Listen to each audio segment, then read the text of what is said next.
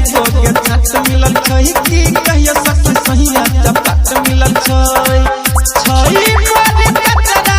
हमरा या चढ़े में पहलै छै बलमुआ पढ़ल हइले नै कलमवा कसक के चलै छै सजनवा पढ़ल हइले नै कलमवा कसक के चलै छै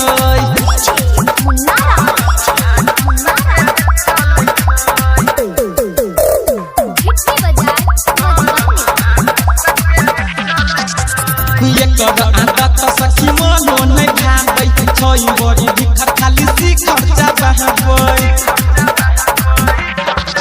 आगे घूमै चौके चौके पियै वहाँ पसे सिकंदी ओइ सलै छै कलम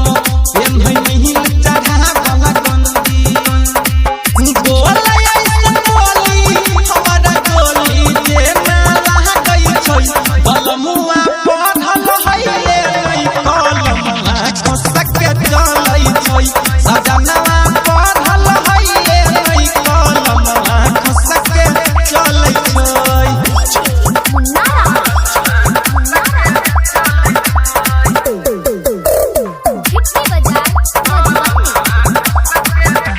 ठेहुन पर मोजा पहिने ठेहुन पर जूता पैंट पहिने फाटल लागे मोजा में छै कुत्ता